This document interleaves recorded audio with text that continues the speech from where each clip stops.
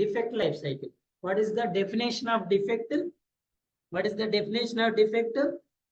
Difference or deviation between expected result and actual result, we call it as defect. Difference or deviation between expected and actual result, call it as defect. How we find the defects? How we find the defect? ఎలా find చేస్తాం చెప్పండి, ఎలా find చేస్తాం అంటే, let's execute the test cases. Test cases ని execute చేసుకొని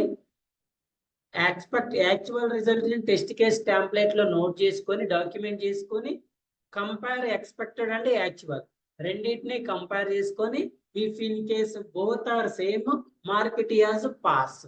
if in case both are not same mark it as fail.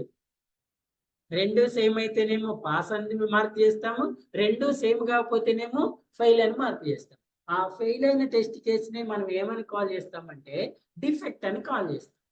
So ఎప్పుడైతే మనకి ఎక్స్పెక్టేషన్ యాక్చువల్ రెండు మ్యాచ్ అవ్వకుండా ఉంటాయో అప్పుడు మనం డిఫెక్ట్ లైఫ్ సైకిల్లోకి వచ్చి డిఫెక్ట్ ఏం చేయాలంటే డెవలపర్కి రిపోర్ట్ చేసుకోవాలి. ఓకేనా? సో రిపోర్ట్ చేసిన తర్వాత డెవలపర్ చేసే యాక్షన్స్ ఏంటి, మనం చేసే యాక్షన్స్ ఏంటి, స్టెప్స్ ఏంటి అని 1 by 1 చూద్దాం డిఫెక్ట్ లైఫ్ సైకిల్. ఈ ప్రాసెస్ చూసిన కానీ first of all the diagram of defect life cycle. Observe clearly.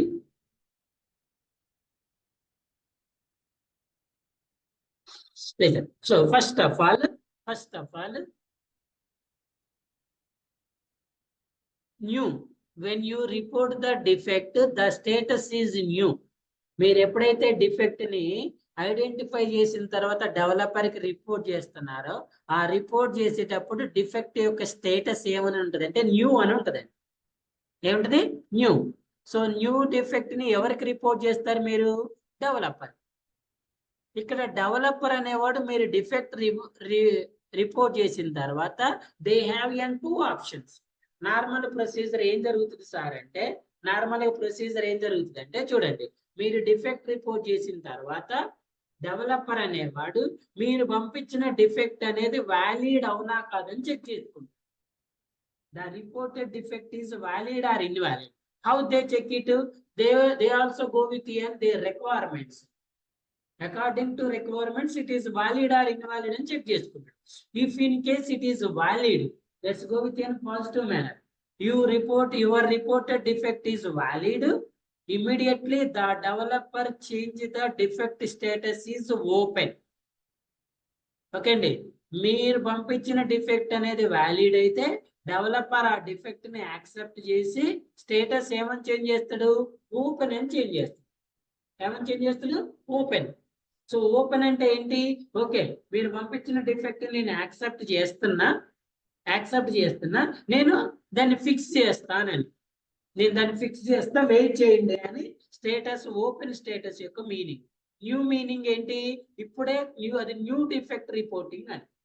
So open చేసిన తర్వాత డెవలపర్ ఏం చేస్తారంటే ఈ ఏదైతే మనం డిఫెక్ట్ రిపోర్ట్ చేసినామో దాన్ని ఫిక్స్ చేస్తాడు. ఎప్పుడైతే ఫిక్సింగ్ అయిపోయిందో let's change the status is fixed. ఇక్కడ న్యూ స్టేటస్ ఏమో టెస్ట్ ఇంజనీర్ ఇస్తాడు, ఇక్కడ ఓపెన్ ఫిక్స్డ్ ఏమో డెవలపర్ ఇస్తాడు. ఎప్పుడైతే డెవలపర్ స్టేటస్ ని ఫిక్స్డ్ లోకి చేంజ్ చేస్తాడో ఇప్పుడు టెస్ట్ ఇంజనీర్ ఇన్వాల్వ్ అవుతాడు. ఇక్కడ టెస్ట్ ఇంజనీర్ ఇన్వాల్వ్ అయ్యి ఈ డెవలపర్ ఫిక్స్ చేసిన డిఫెక్ట్ అనేది రియల్ గా ఫిక్స్ అయిందా లేకపోతే అలానే ఎగ్జిస్టెన్స్ లో ఉందా అని పర్ఫార్మ్ చెక్ చేసుకోవటం కోసం రీటెస్టింగ్ పర్ఫార్మ్ చేస్తారు. ఎప్పుడు? ఫిక్స్ అయిన తర్వాత. ఇక్కడ రీటెస్టింగ్ పర్ఫార్మ్ చేసిన తర్వాత 2 ఆప్షన్స్ వస్తాయి. ఒకటి, ఈ డిఫెక్ట్ అనేది రియల్ గా ఫిక్స్ అయితే పాజిటివ్ మేనర్ లో వెళ్దాం. డిఫెక్ట్ అనేది రియల్ గా ఫిక్స్ అయితే ఈ డిఫెక్ట్ యొక్క స్టేటస్ ఎందులోకి మారుస్తాడు? ఫిక్స్ వెరిఫైడ్ లోకి మారుస్తాడు. వన్స్ ఫిక్స్ వెరిఫైడ్ లోకి మార్చిన తర్వాత యాక్చువల్గా ఇక్కడ ఫిక్స్ వెరిఫైడ్ లో టెస్ట్ ఇంజనీర్ మారుస్తాడు. ఈ టెస్ట్ ఇంజనీర్ మార్చిన తర్వాత టెస్ట్ లీడ్ అనేవాడు మళ్ళీ ఒకసారి చెక్ చేసుకొని ఇది రియల్ గా ఫిక్స్ అయిందా లేదని చెక్ చేసుకొని క్లోజ్ చేస్తారు అన్నమాట. లేదంటే టెస్ట్ ఇంజనీర్ ఫిక్స్ వెరిఫైడ్ తర్వాత క్లోజ్ కూడా చేస్తాడు. ఇది పాజిటివ్ మేనర్. ఒకవేళ ఇక్కడ కనుక రీటెస్టింగ్ లో ఆ డిఫెక్ట్ అనేది ఫిక్స్ అవ్వకపోతే మళ్ళీ మనం స్టేటస్ ఏమని చేంజ్ చేస్తామంటే రీఓపెన్. ఎప్పుడైతే మనం రీఓపెన్ చేసినామో డెవలపర్ మళ్ళీ ఆ డిఫెక్ట్ ని చెక్ చేసుకొని దాన్ని మళ్ళీ ఏం చేస్తాడు, ఫిక్స్ చేస్తాడు. ఫిక్స్ చేసిన తర్వాత మళ్ళీ మనం రీటెస్ట్ చేస్తాం. ఒకవేళ సెకండ్ టైం రీటెస్ట్ లో కూడా మళ్ళీ సేమ్ అలానే ఉంటే మళ్ళీ రీఓపెన్ కి వెళ్తుంది. ఇక్కడ నుంచి మళ్ళీ రీఓపెన్ కి వెళ్తుంది. ఓకేనా? ఒకవేళ ఇక్కడ ఉన్నది రీఓపెన్ లో ఫిక్స్ అయితే మళ్ళీ ఇక్కడికి వచ్చిన ఫిక్స్. ఒకవేళ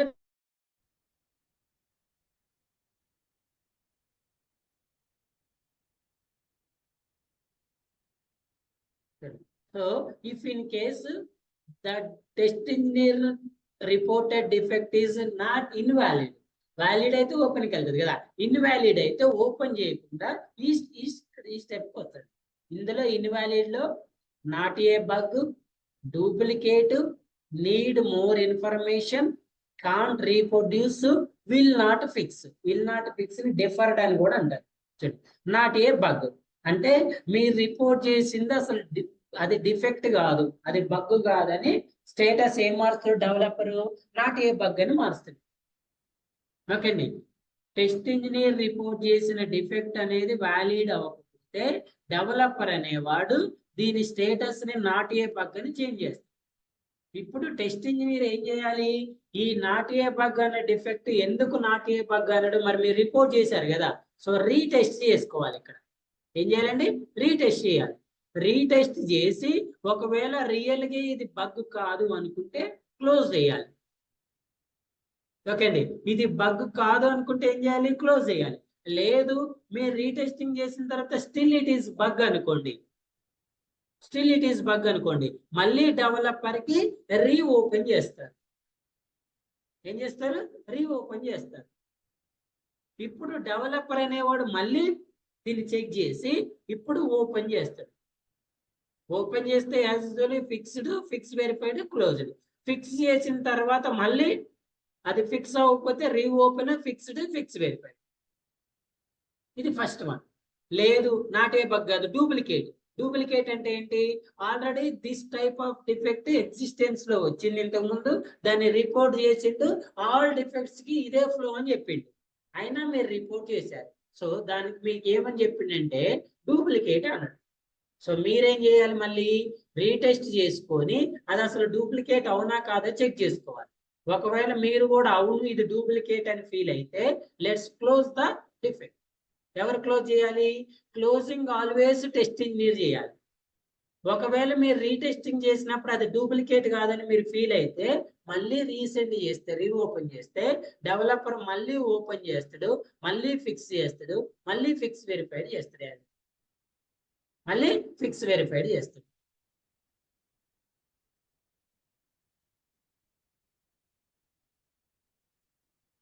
ఓకే అండి. Next need more information.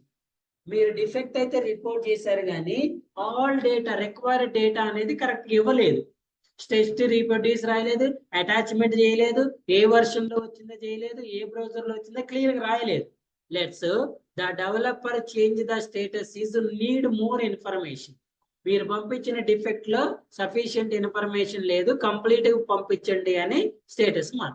ఇప్పుడు మీరు మళ్ళీ చెక్ చేసుకొని మళ్ళీ ఇన్ఫర్మేషన్ మొత్తం కూడా యాడ్ చేస్తారు. యాడ్ చేసిన తర్వాత అది వ్యాలిడ్ అయితేనే ఓపెన్ లోకి వెళ్తుంది, ఒకవేళ వ్యాలిడ్ కాకపోతే నాట్ ఏ బగ్ కానీ డూప్లికేట్ కానీ వెళ్తుంది. ఓపెన్ చేస్తే as usual fix, fixed, fixed. Next can't reproduce change చేస్తాడు. ఏం చేస్తారండి, కాంట్ రీప్రొడ్యూస్ అని చేంజ్ చేస్తాడు. సో ఎప్పుడైతే డెవలపర్ కాంట్ రీప్రొడ్యూస్ అని చేంజ్ చేసిందో మీరు ఒకవేళ యాక్సెప్టెడ్ అయితే క్లోజ్, ఒకవేళ యాక్సెప్టెడ్ కాకపోతే మళ్ళీ డెవలపర్ దాన్ని ఓపెన్ చేస్తాడు. ఓపెన్ చేసి మళ్ళీ not a bug, open, fixed, fix verify. Next will not fix. Will not fix అంటే సో ఈ పర్టికులర్ టైంలో దాన్ని ఫిక్స్ చేయాల్సిన అవసరం లేదు, ఈ అప్కమింగ్ ఫ్యూచర్ లో ఫిక్స్ చేస్తానని క్లోజ్ చేస్తాడు. ఒకవేళ ఇప్పుడే ఫిక్స్ చేయాలని మీరు ఫీల్ అయితే మళ్ళీ రీఓపెన్ చేస్తాడు, డెవలపర్ చెక్ చేసుకొని ఫిక్స్ చేయాలనుకుంటే మళ్ళీ ఓపెన్, ఫిక్స్డ్, ఫిక్స్ వెరిఫై. ఓకేనా? సో ఇది డిఫెక్ట్ లైఫ్ సైకిల్ యొక్క status between developer and test engineer. ఈ టోటల్ డయాగ్రామ్ లో టోటల్ లైఫ్ సైకిల్ లో ఎవరెవరు పార్టిసిపేట్ చేస్తారు సార్ అంటే developer, test engineer. Developer, test engineer. క్లియరా? ఏం డౌట్ ఉంది ఇక్కడ వరకు? Say yes or no. New is given by the test engineer, opened by developer, fixed by developer, fixed verified by test engineer, at the same time closed by test engineer.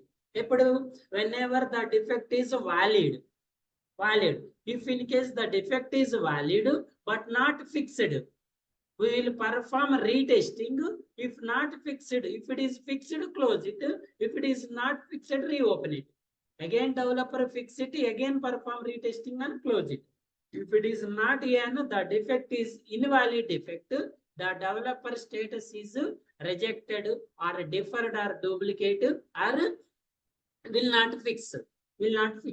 Ivi status andi. Okay. New status assigned, evariki assign చేస్తున్నాం. Next fixed, pending retest, reopen, verified, closed.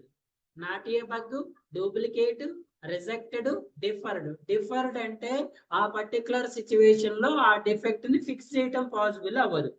అంటే ఎలా sir అంటే దీనికి ఒక example చెప్పండి అంటే, చూడండి example చెప్తా.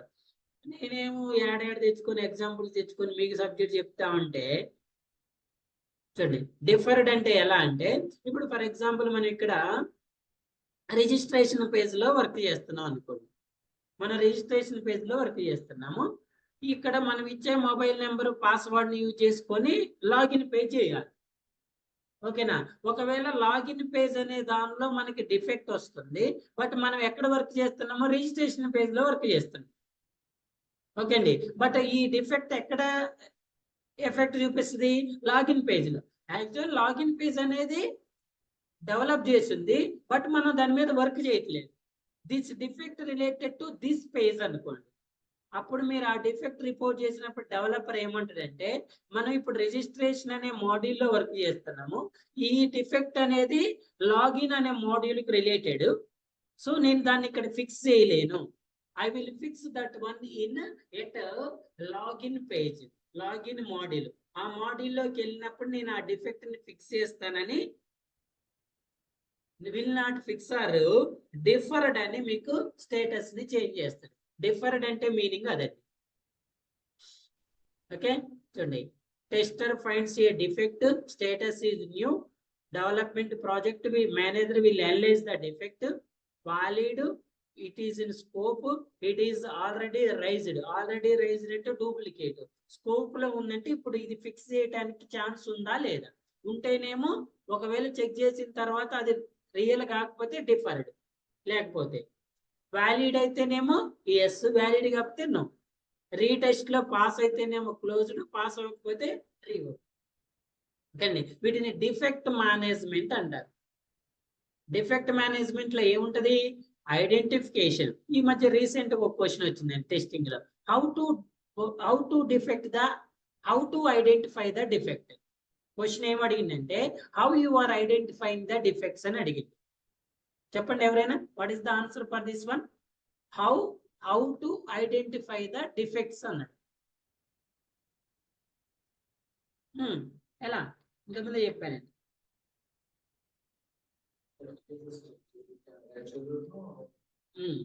టెస్ట్ కేసెస్ ఎగ్జిక్యూట్ చేసి యాక్చువల్ రిజల్ట్ ని డాక్యుమెంట్ చేసుకొని యాక్చువల్ రిజల్ట్ ని డాక్యుమెంట్ చేసి యాక్చువల్ ని ఎక్స్పెక్టెడ్ ని కంపేర్ చేసుకొని ఏం చేయాలి? Find the difference. If in case both are same, pass. Both are not same, fail. Okay అండి, ద క్యాండిడేట్ కూడా సేమ్ ఇలానే గుడ్ ఆన్సర్ చెప్పింది. ఎలా అంటే, so first of all we will execute the particular test case by using an build. ఎలా execute చేస్తామని test case developer release చేసిన build ని యూజ్ చేసి టెస్ట్ కేసెస్ ఎగ్జిక్యూట్ చేసుకొని ఎగ్జిక్యూషన్ లో యాక్చువల్ రిజల్ట్ ని ఫస్ట్ డాక్యుమెంట్ చేసుకోవాలి. మీరు టెస్ట్ కేసెస్ రాసినప్పుడు యాక్చువల్ రిజల్ట్ అనే కాలం ఎంటీ ఉంటది కదా, దాన్ని ఫిల్ చేసుకొని డాక్యుమెంట్ చేసి ఆ యాక్చువల్ ని ఎక్స్పెక్టెడ్ ని కంపేర్ చేసి పాస్ ఆర్ ఫెయిల్ మార్క్ చేసుకోవాలి.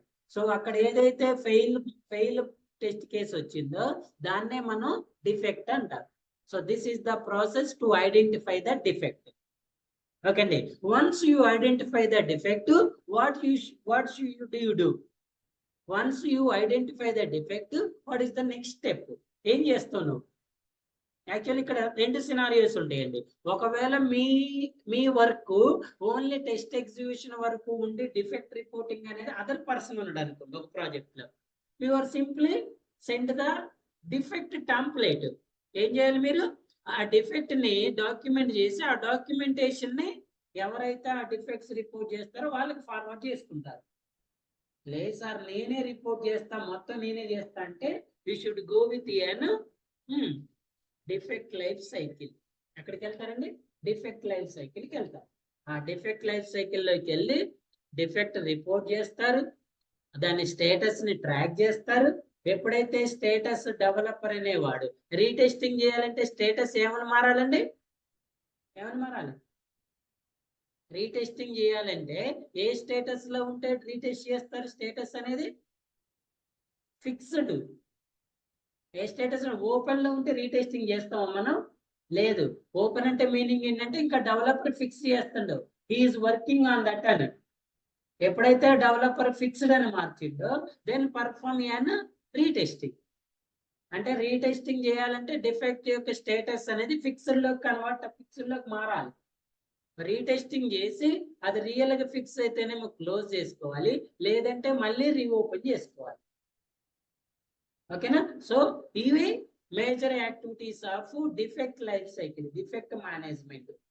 ఓకే అండి, గుర్తుపెట్టుకోండి. మీరు ఎన్ని టెస్ట్ కేసెస్ రాసి ఎన్ని ఎగ్జిక్యూట్ చేసినా, అంటే టెస్టింగ్ లో each and everything should be important.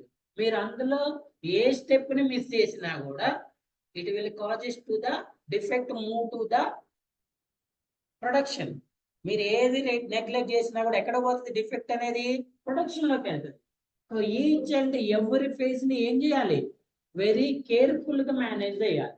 మీరు ఇక్కడ రీటెస్టింగ్ చేశారు, రీటెస్టింగ్ కరెక్ట్ చేయలేదు, ఫెయిల్ డిఫెక్ట్ ని పాస్ అన్నారు.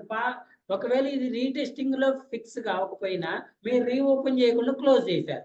వన్స్ మీరు క్లోజ్ చేసిన తర్వాత దాన్ని కన్సిడర్ చేయరు కదా, అది ఎక్కడికి వెళ్తుంది? డైరెక్ట్ గా ప్రొడక్షన్ లోకి వెళ్తుంది. అర్థమైందా? ప్రొడక్షన్. మీరు పాస్ ఆర్ ఫెయిల్ మార్క్ చేసేటప్పుడు పాస్ ప్లేస్ లో ఫెయిల్ చేశారు అనుకోండి, మళ్ళీ ఎక్కడికి వెళ్తుంది అది? పాస్ అంటే మళ్ళీ మీరు దాన్ని డిఫెక్ట్ లోకి రారు కదా. కాకపోతే మళ్ళీ మనం పాస్ రిగ్రెషన్ చేస్తాం కాబట్టి అక్కడ ఐడెంటిఫై అవుతుంది.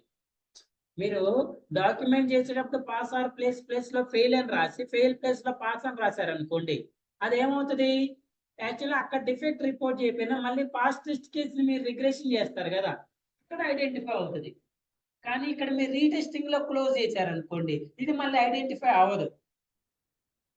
ఓకేనా? సో ఒకవేళ ఇది ఈ డిఫెక్ట్స్ కూడా ఇక్కడ పాస్ అయినా కూడా రిగ్రెషన్కి వెళ్తే అక్కడ ఐడెంటిఫై అవుతుంది.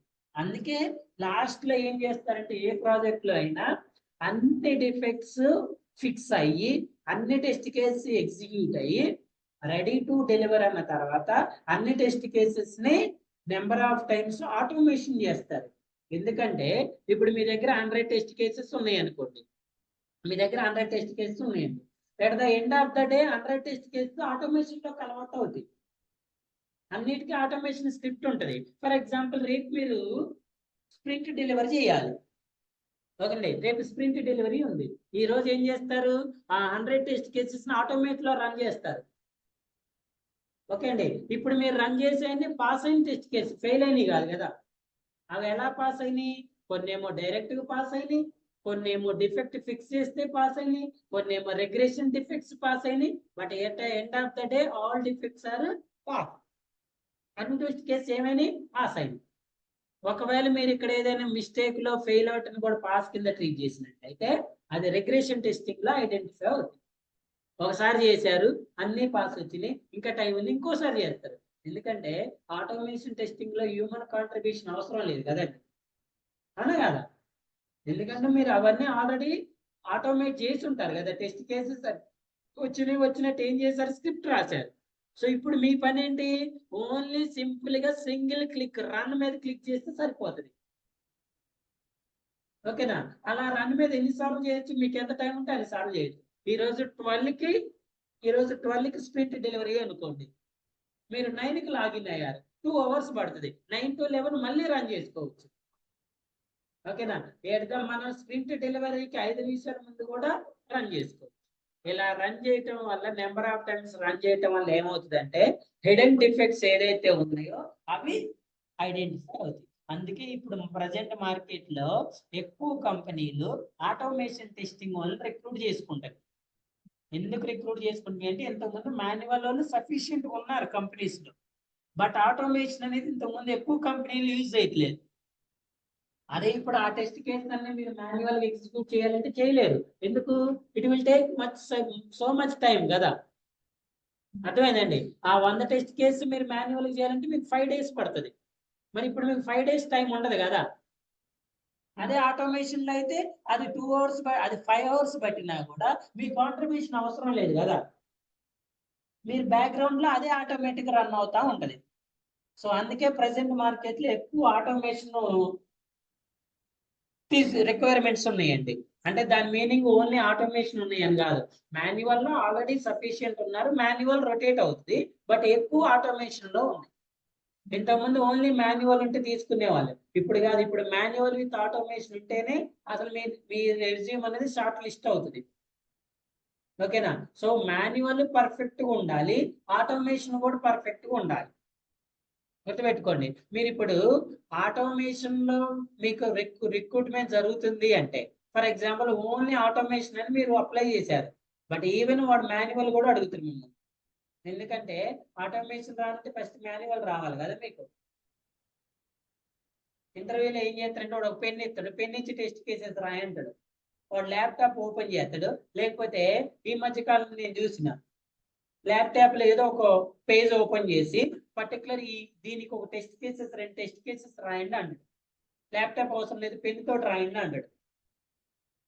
నార్మల్ గా రాయండి, ఏం టెస్ట్ కేసెస్ వస్తాయి, ఎన్నో వస్తాయి, పాజిటివ్ నెగిటివ్ రాయండి అంటాడు. ఓకేనా, అలా మీరు ఓన్గా టెస్ట్ కేసెస్ రాయటం నేర్చుకోవాలి, అప్పుడే మీకు జాబ్స్ వస్తాయండి.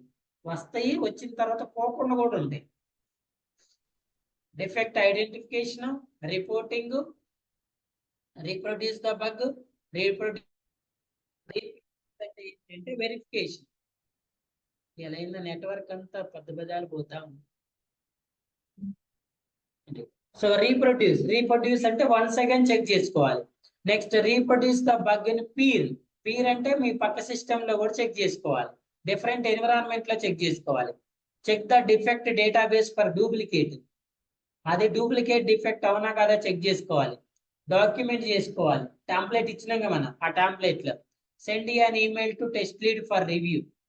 ఓకేనా, మీరు డైరెక్ట్ రిపోర్ట్ చేయరండి, మీరు ఐడెంటిఫై చేసిన డిఫెక్ట్ రివ్యూ అప్రూవల్ అయిన తర్వాతే. Next, once bug is approved, login to defect tracking tool and submit the bug. At the time reporting the defect status is new. Defect reporting is done in 2 ways. One is manual, second one is automation. Manual అంటే email చేయటము, automation అంటే tools use చేసుకోవడం. Third party defect tracking tools ఉంటాయి, అందులో మనకి చాలా tools ఉంటాయండి. కొన్ని కంపెనీలకు అయితే వాళ్ళ ఓన్ టూల్స్ కూడా ఉంటాయి. ఇప్పుడు TCS కంపెనీ ఉంది, వాడు ఓన్ టూల్ యూజ్ చేసుకుంటాడు, జీరా కానీ బగ్జిల్లా, ఇవి వచ్చేసి థర్డ్ పార్టీ పబ్లిక్ టూల్స్ అండి. ఇవి యూజ్ చేయరు వాళ్ళు, వాళ్ళ కంపెనీ కోసం ఒక డెవలప్ చేసుకుంటారు. మిమ్మల్ని ఒకవేళ ఇంటర్వ్యూలో మా టూల్ వచ్చి అంటే రాదని చెప్పాలి, ఎందుకంటే మీరు ఆ కంపెనీలో చేసి ఉంటారు కదా. That is only for that company. కాకపోతే అన్ని సేమే ఉంటాయి. మీకు ఏం చేస్తారు, మీరు ఒకవేళ ఆ కంపెనీలోకి వెళ్ళారు అనుకోండి, మరి మీకు ఆ టూల్ రాదు కదా, మీకు 1 or 2 days దాని మీద ట్రైనింగ్ ఇస్తారు. ఎందుకంటే మీకు ఆల్రెడీ అదర్ టూల్స్ మీద నాలెడ్జ్ ఉంటుంది కదా, దానికి దీనికి డిఫరెన్స్ చెప్తారు అంతే. దీంట్లో ఇలా డాక్యుమెంట్ చేయాలని 1 or 2 డిఫెక్ట్స్ మీకు మీ టీమ్ లీడ్ మేనేజర్ వచ్చి లేకపోతే మీ సీనియర్స్ వచ్చి ఇలా డిఫెక్ట్ రిపోర్ట్ చేయాలని ఒక శాంపుల్ డిఫెక్ట్స్ అనేవి 2-3 రిపోర్ట్ చేసి దానికి సంబంధించిన డాక్యుమెంటేషన్ ఇస్తారు మీకు. అప్పుడు మీరు వాటిని ఐడెంటిఫై చేసి ఎనాలిసిస్ చేసుకొని ఆ టూల్ మీద తీయాల్సి ఉంటుంది. బగ్జిల్లా, జీరా, మాంటిస్, క్వాలిటీ సెంటర్, ALM ఉన్నాయి, అవి ఇప్పుడు మనం యూజ్ చేయట్లేదండి. మనం ఇప్పుడు 90% జీరానే. ఇక రిమైనింగ్ ఎక్కడో ఒకళ్ళిద్దరు బగ్జిల్లా, ఎక్కడో ఒకళ్ళిద్దరు ట్రాక్ ప్లస్ యూజ్ చేస్తున్నారు. డిఫెక్ట్ ట్రాకింగ్ అంటే తెలుసు కదా, వన్స్ రిపోర్ట్ చేసిన తర్వాత స్టేటస్ ఐడెంటిఫై చేయటాన్ని ట్రాకింగ్ అంటారు. రీటెస్టింగ్ అంటే తెలుసు కదా, నేను చేశారు మీరు ఆల్రెడీ రీటెస్టింగ్ కూడా. Yes or no? రీటెస్టింగ్ చేశారు. రీటెస్టింగ్ అంటే ఏంటి? Fixed defect is really fixed or not. ఓకేనా? ఒకవేళ ఫిక్స్ అయితే క్లోజ్, ఫిక్స్ అయితే క్లోజ్. సో ఒక శాంపుల్ డిఫెక్ట్ ఎలా ఫిల్ చేస్తామో, ఎలా రిపోర్ట్ చేస్తాం అనేది, అసలు ఏమేమి వస్తాయి వెబ్ అప్లికేషన్ అనేది నెక్స్ట్ క్లాస్ లో చూద్దాం. దీని తర్వాత severity, priority, one more important points ఉన్నాయండి. సివియారిటీ, ప్రియారిటీ అని ఉంటుంది. ఈ 1 by 1 నెక్స్ట్ క్లాస్ లో డిస్కస్ చేద్దాం. ఓకేనా? 1 or 2 days లో ఇది అయిపోతుంది. ఇది అయిపోయిన తర్వాత ఫస్ట్ అజైల్ మోడల్ స్టార్ట్ చేస్తాను. ఓకేనా? మీకు